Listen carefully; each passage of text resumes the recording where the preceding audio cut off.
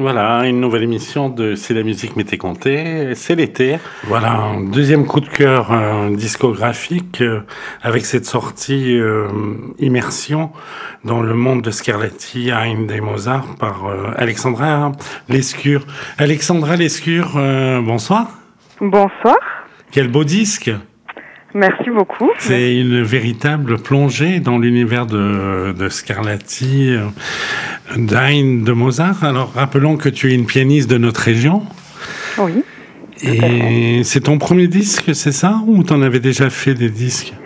C'est mon premier disque, avec une sortie nationale, avec un label parisien, Ilona Records. Donc une grande expérience pour moi et qui est très enrichissante. Alors c'est une expérience qui est délicieuse parce que on peut l'écouter tous les jours pour être en forme. Par exemple le matin en se levant ou en s'endormant. Scarlatti, Haydn, Mozart sont trois compositeurs qui sont des magiciens de la musique. Et on a un grand plaisir aussi à découvrir la pochette de ce disque qui a été longuement, je pense, réfléchi, avec des propos qui ont été recueillis par Étienne Kipling, qui est un ami à toi, compositeur, musicologue, et avec qui tu as créé un festival d'ailleurs, qui n'aura pas lieu cette année, malheureusement. Oui, les Nocturnes de Sainte-Victoire, effectivement. Et ça doit être un grand regret pour toi parce que il se tenait en fin juin, début juillet. Et oui, on devait commencer à voir l'ouverture donc vendredi. Ce vendredi, c'est évidemment un grand regret pour nous, pour notre équipe, pour notre public.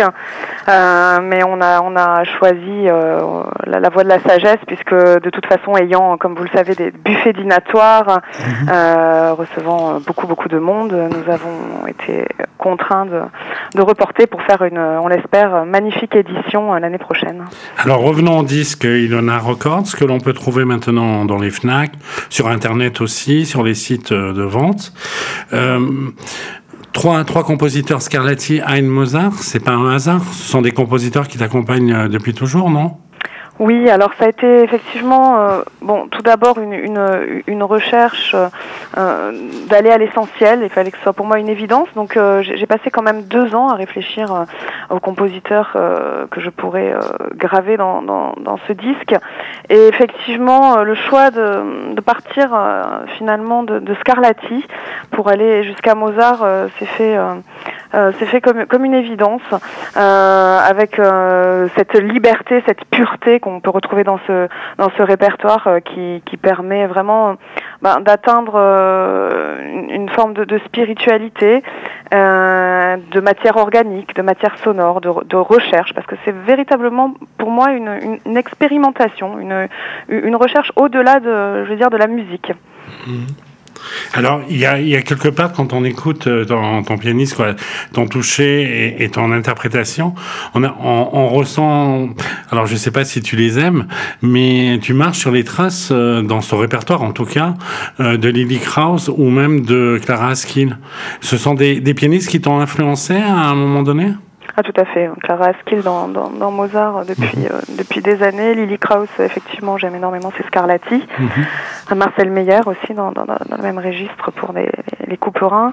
Et oui, effectivement, c'est ce jeu clair, ce jeu précis, cette diction qui est, je trouve, d'une pureté organique. C'est magnifique. ça, tu tends vers la pureté en fin de compte. Il n'y a pas de chichi dans ton jeu, quoi.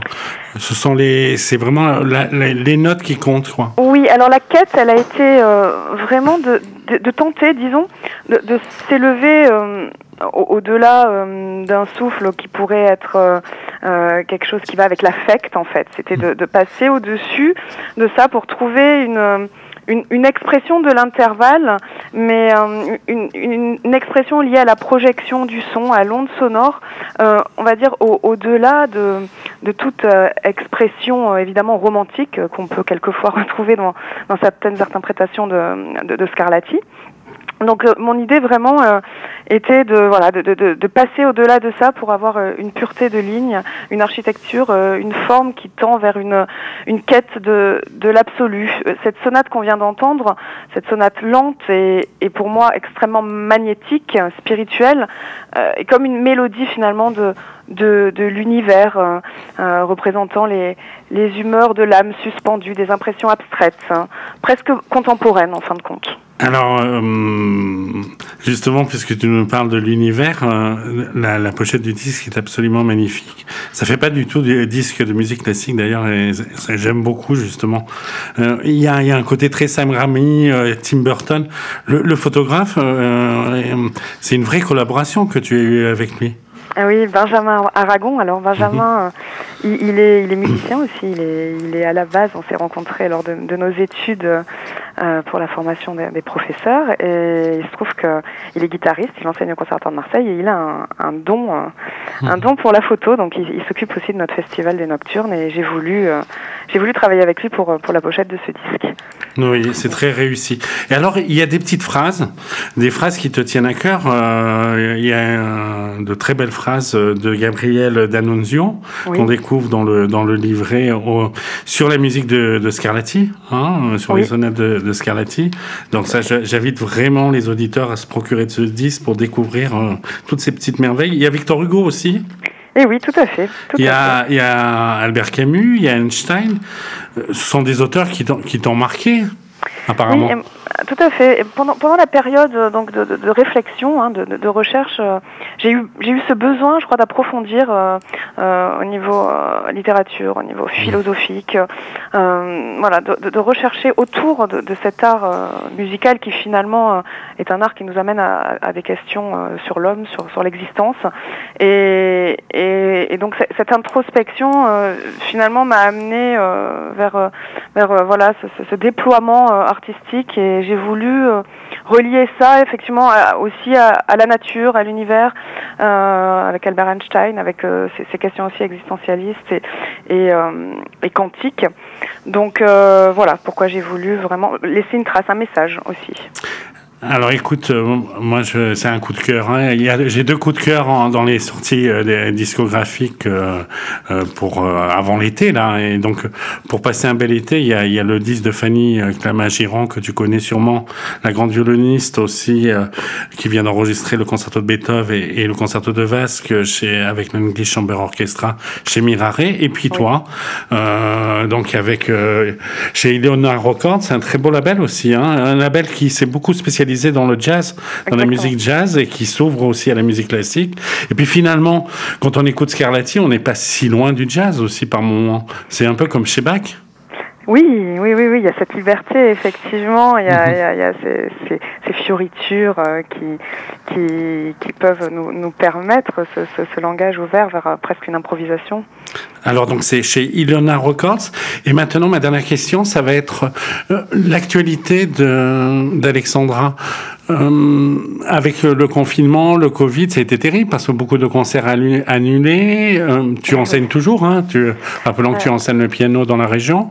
Oui, on enseigne. On a repris en présentiel tout récemment. Effectivement, le disque est sorti le 28 février, donc malheureusement, une semaine ou deux avant le confinement. Donc effectivement, avec 6 mois de concerts qui étaient prévus, de dates, que ce soit dans le sud de la France et même à Paris. Donc effectivement, maintenant il faut se rapprocher des organisateurs et puis reprendre cette tournée qui a pas pu aboutir ces derniers mois. Et là, il y a des concerts qui se profilent dans notre région, sur Aix, il y aura un concert à Musique dans la rue, le 28 août prochain. Ça, c'est confirmé dans la région. D'accord, donc le 28 août à Aix-en-Provence, dans l'excellent festival Musique dans la rue. On pourra t'entendre dans ce répertoire ? Oui, dans Scarlatti, et puis une petite surprise, je vais le dire, un répertoire qui me tient très à cœur pour la suite, qui est Pancras Royer, qui est un claveciniste, qui est très peu enregistré pour le piano, et il est vrai que je suis fascinée par la musique baroque. Donc je vais mêler ces 2 compositeurs pour ce concert. Bon, en tout cas, on te souhaite le meilleur, ainsi qu'à ta fille, parce que j'ai vu qu'elle passe les concours d'entrée au conservatoire. Elle est pianiste aussi, Oui, ma petite fille est pianiste et effectivement, elle va se présenter au Conservatoire d'Aix en septembre prochain. Et moi, je voulais te dire merci d'avoir donné, juste avant le confinement, justement, d'avoir donné ce concert au Tourski, qui était un pur régal. Dommage que les journalistes ne se déplacent pas en masse, parce que vraiment, c'était un moment de grâce. Et tu présentais ce disque en récital. Et oui, c'était le concert de sortie le 24 janvier dernier. C'est ça, c'était à l'Espace Léo Ferré. Voilà, et c'était plein, et les gens sont sortis les larmes aux yeux, quoi. Et la plupart, vraiment, les gens étaient très très heureux. Et j'espère que ton disque va très bien marcher, parce que c'est un des plus beaux disques qui est sorti cette année. Un grand merci, Serge. Je suis très touchée. Merci beaucoup. À bientôt, Alexandra. À bientôt. Merci.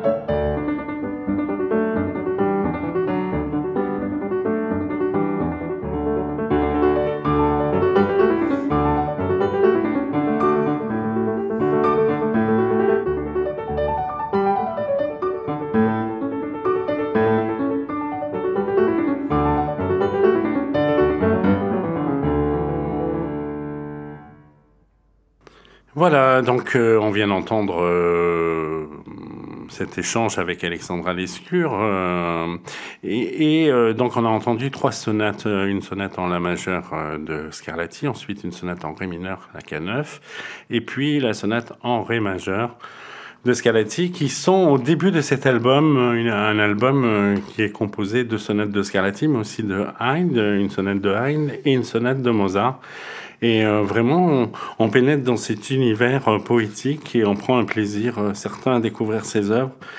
Un disque qui est vraiment pour vous accompagner cet été et pour passer de très belles journées. C'est un disque qui s'appelle Immersion et il est chez Ilona Records.